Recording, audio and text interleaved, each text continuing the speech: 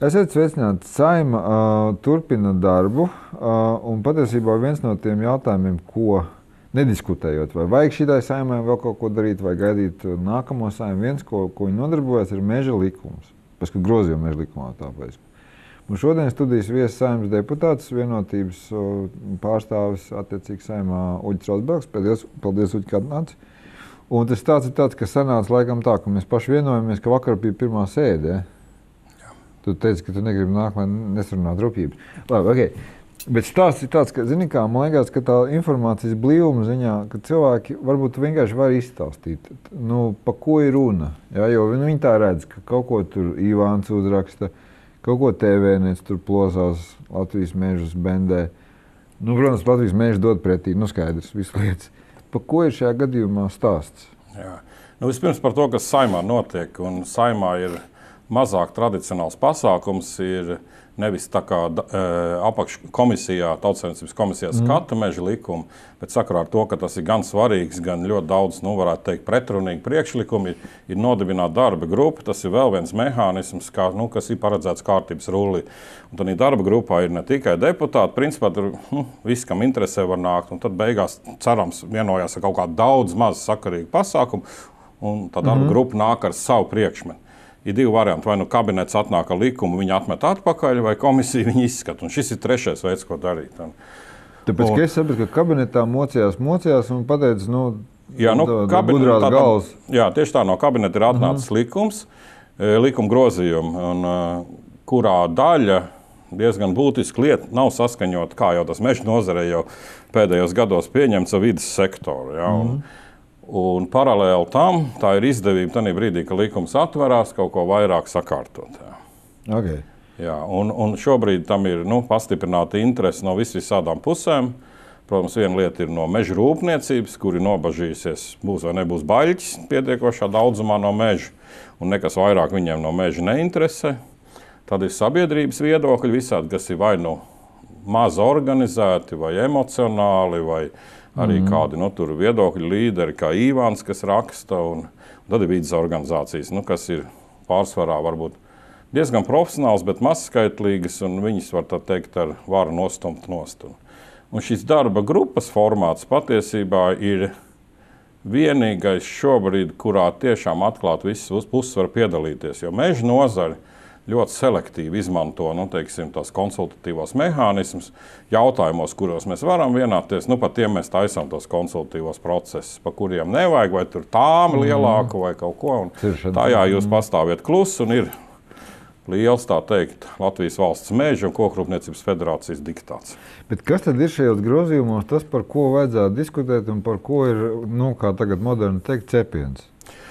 Tad, sacīsim tā, ielas un ikdienas līmenī ir, vai ne, lielākajai daļai šausmas, kas notiek mežos. Jā. Un, protams, tas nebūtu Saeimas līmenis, kur vajadzētu tur cērt, necērt, vai tur blokcirts, ne blokcirts. Saeimai vajadzētu normālā veidā saprast, kas aizgāja greizi, ja Latvijā ir noformulēta forša meža politika, kurā visas puses piekrīt, ja, gan vide, gan ekonomiski. 10 gadus jau vairāk viņi pastāv, viņi ir uzrakstīti, kabinetā pieņemti. Ir runa, ka tur pa vides vērtībām aprakstīts mērķiem, sociāliem mērķiem, ekonomiskiem mērķiem. Un kas tad nogāja greizi, ja no vienas puses visi saka, mums ar likumiem viss ir kārtībā, mēs varam šitā te drukātās kailcirts mežā un blokcirts un tam līdzīgi, un kāpināt apjoms un absolūti dumā veidā, vai ne, tur zaudēt kaut kādu certifikātu. Kas ir greizi, jā? Un tas būtu Saeimas līmenis. Un es pats esmu iesniedzis veselu rindu grozījumu, kurus, vakar vēl netikām līdz viņiem, bet tie būs tādi diezgan radikāli, bet viņi nerunā par ciršanas ierobežošanu. Viņi runā par to, ka jāsadala ir valstī funkcijas. Varas koncentrācija, tāda svaru un atsvaru sistēma. Ja? Ja ir meža dienests, viņam jābūt neatkarīgam, viņam jāuzrauga likumdošana. Viņš nevar būt pakļautībā tiem pašiem vīriem, kas raksta likumus, vai tiem pašiem vīriem, kas ir īpašnieki Latvijas valsts mežiem un tam līdzīgi. Viņu vajadzētu stiprināt neatkarību no zemkopības ministrijas. absolūti, vai arī vienalga, kā tas ir, kurā vietā. Otra lieta, es esmu iesniedz priekšlikumu, ja akciju sabiedrība, tā kā līdz šim viņi bija, lielā mērā tas arī bija politbizness, kad, zaļie zemnieki ņēma ārā naudu un dalīja tur savām vajadzīgām, savu sponsorēšanas schēmām. Jā, un realizē tikai šo ciršanas daļu no meža politikas, nevis to ekoloģisko. Es esmu uzrakstījis, ka akcionāru sastāvā ir arī vides ministrija, ekonomikas ministrija, paplašināta akcionāri. Ja? Es esmu paredzējis savos iesniegtajos grozījumos, ka Zemkopības ministrijai ir pienākums atskaitīties par progresu. Kāds tad ir tās meža politikas ieviešana? Ja? Mums jau nav, mēs pat nemēram. Ja? Jo, manuprāt, tas, kas ir noticis, ir patiesībā šausmīgi liela morāla trauma. Viena lieta ir tā bioloģiskā trauma mežam, kas ir nodarīta, bet otra ir nodarīta gan tiem vietējiem lauku iedzīvotājiem, kas dzīvo tajās teritorijās, gan mežkopim. Ja es atceros savu jaunību, ka es vēl studēju mežu un tagadējā nelaiķa toreizējā meža ministra Vīto laikā, visi, kas nēsāja zaļu mundieri, bija tāds lepnuma priekšmets. Kas ir noticis valstī, ka no meža tāda sargātāja, no kaut kāda, kas rūpējās, un arī tajā laikā cirt un strādāja un darba vietas, par to nerunājam. Ja? Un tagad ir nonācis līdz tādam antagonismam. Un kas ir šie atbildīgie un kāpēc cilvēki, kuriem ir uzticēta meža pārvalde, var rīkoties kaut kādu šaurāku, nevis sabiedrisko interešu jomā. Un tas, man liekas, tas galvenais iemesls, ka viņu rokās ir koncentrētas visas varas, un tad viņi tur selektīvi izmanto vai korporatīvas saites, vai savu zināšanu trūkumu dēļ, vai ērtības un komforta dēļ, viņi tik izceļ ārā to, kas viņam vajadzīgs. Es palūkšu komentāru vienkārši par to, kas ir publiskajā telpā izskanējis vairākas lietas. Viena, protams, kas tika apspriesta, bija, tu jau pieminēji, ka vajadzētu tieši stiprināt valsts meža dienesta neatkarību. Tas, kas bija tā kā ņemšanās par to, vai šī reorganizācija Kinas vadītajam dienestam, vai tas graus, labi, nelietosim tik stiprus vārdus, vainās, vai otrādāk tas ir pareizi. Tur katra puse stāstīja Latvijas avīzes pilna. Kā jau jebkurā reorganizācijā vienmēr ir vinnētāji, zaudētāji un tam līdzīgi, bet vispirms jāsaka, ka par to nevar argumentēt runāt, jo šī reorganizācija vispār nav ne apspriest, ne saprast. Tas ir ministra rīkojums, kā darīt. Viņš nav ne nozare, ne konsultatīvos procesos, nav neviena paskaidrojoša vai saprātīga kaut kāda, vai tur, es nezinu, analīze, stiprums, vājums un tam līdzīgi. Tas ir absolūti voluntārs akts. Jā.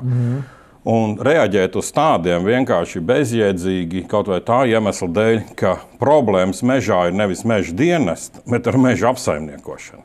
Ja ministrs pagrieztos un apskatītos un pajautātu, teiksim, saimā viņš var lepni pateikt, ka atteiksimies no ciršanas apliecinājumiem, vai vēl saka, ko jūs mums te par tām bioloģiski vērtīgiem mežiem, viņas 6-7 gadus neinventarizē. Viņam pat ar kaut kādu vienu daļu viņš neaizdomājas, ka tas ir viņa pienākums. Ja? Ja? Un kāds tam sakars būtu meža dienesta reorganizācija? Jebkādā gadījumā, es jau teicu, ka meža dienestam jābūt vispirms neatkarīgam no tiem, kas raksta likumus un no tiem, kas saimnieko mežā. Šobrīd viņš ir viss, teiksim, tā kā Zemkopības ministrības pakļautībā. Nav svarīgi, vai tas ir Dūklaus, vai Rodbergs, vai Zanders tur ir priekšnieks. Ja? Tev ir acīm redzams interešu konflikts. Ja? Un tas ir jautājums, vai nozara būs spējīga norīt šo, ja? Jo neatkarīgs meža dienests, protams, kaut kādiem kokrūpniekiem var likties, ka tas apdraudēs viņu koksnes plūsmu, vai pēkšņi sāks vairāk piekasīties tur mežā, lai labāk strādā un tam līdzīgi. Ja?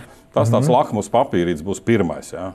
Un tas burtiski būs. Es saprotu, ka viņš neizskatās sevišķi labi, tas lakmus papīrīts. Nē, bet es saku, bet objektīvi, ir pat, mēs varam paskatīties Satversmes tiesas lēmums, kas skaidri un gaiši interpretē tur, teiksim, arī kaut kādu labu pārvaldību, kā varas decentralizācija, ka tev jābūt līdzsvarotām varām. Jo kā tev var nonākt pie tās patiesības, ja tiešām es esmu vidusdraugs, tu esi ritīgs rūpnieks, patiesība ir pa vidu, ja? Viņi nevar būt vienās rokās. Tad ir vajadzīga kaut kāda atsvara, kur tam mēs taisam to sabalansēto lēmumu pieņemšanu. Labi, otrs, kas izskanēja, manuprāt, bija kolēģi no Panorāmas taisīja sižetu, kas bija pārmetams, ja mēs runājam par to, kā apsaimnieko mežu. Bet tur gan arī bija tā kā privātajiem arī bija uzbrauciens, gan privātajiem, gan valsts mežiem. Par to, ka viņi saka, ka viņi formāli ir atjaunojuši mežu, bet tad jautājums, ko viņi tur ir vēl tādu sastādījuši un ko viņi, cik tas, formāli, kaut kas tur ir ielikt zemē, ja. Bet, tas bija panorāmā sižets, man jautājums tev kā speciālistam, kas tad tur notiek? Jo tā vienmēr viņi saka, bet mēs atjaunojam. Ko jūs ņematies, Džeki? Tas ir viens izcils propagandas triks, uz kur ļoti viegli cilvēkiem uzķerties, un man ir pretjautājums tāds, vai ne? Piemēram, mēs šogad visus Latvijas mežus nocērtam, un nākošu gadu mēs visus apstādām. Vai tā ir laba vai slikta meža saimniecība? Tas ir bijis tāda vulgarizēšana. Ja? Bet jautājums jau ir pilnīgi par ko citu. Kā tiek strādāts mežā?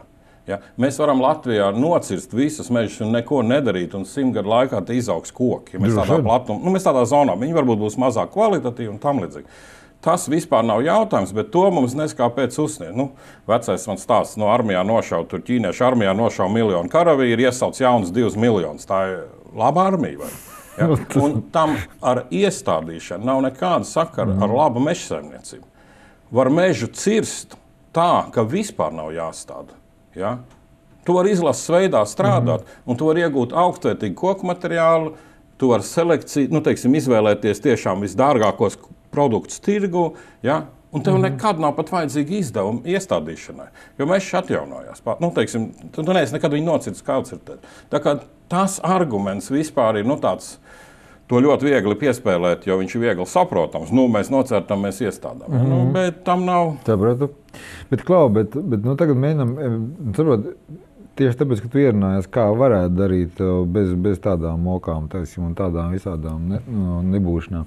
Jo es iedomājos, tie kokrūpnieki, viņi saka, es vienkārši atceros, ka bija man liekas, vakardienas biznesam bija skaists atvērums par to, kuras nozars kā atgūstās no krīzes.